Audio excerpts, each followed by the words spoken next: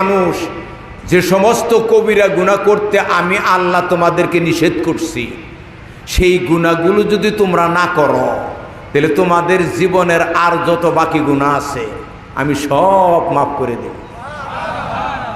শুধু মাফই করুম না, ওয়ানুদখিলকুম মুদখালান কারীমা, সম্মানিত জান্নাতে আমি তোমাদেরকে কি ঘাড়ে ধরে প্রবেশ করাবো। যে সূরা শুরু করছি এখানে আছে নুদখিলু, এনে পেশ আছে অনেক সাকিন আছে, এটা গ্রামের রেল ব্যাপার, এটা আমাকে জানার দরকার নাই। এই আয়তের অন্য বার্তা এইভাবে করবো, তোমরা যদি কবিরা গুনাহ না করো ঘাড়ে ধরে জান্নাতে ঢোকাবো, আবার কবিরা গুনাহ করবা ঘাড়ে ধরে কি দুজকে ঢোকাবো।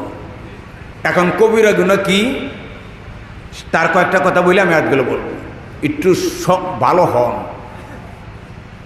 বাপের কবরের পাশে দোয়া করলে বাপের চার বসা লাভ নেই। বাপে যদি আকাম করে মরে,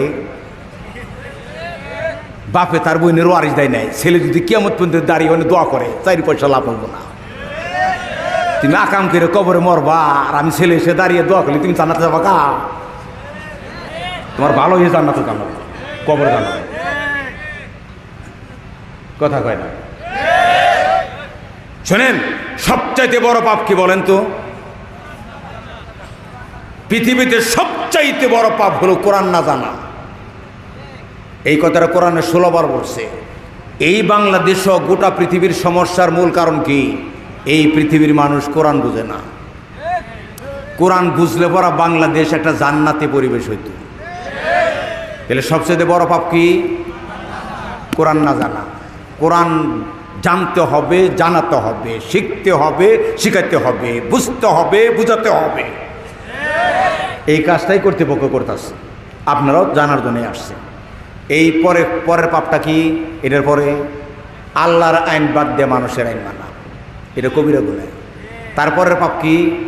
রাসূলের মতো মহান ব্যক্তির নেতা নামাই নেয়, কারো বাপ কারো স্বামীর নেতা মানা। তারপরের পাপ কি? পরকালে আল্লাহর কাছে হিসাব দিতে হবে, এই কথা তুড়ি মেরে উড়িয়ে দিয়ে লুটপাট করা।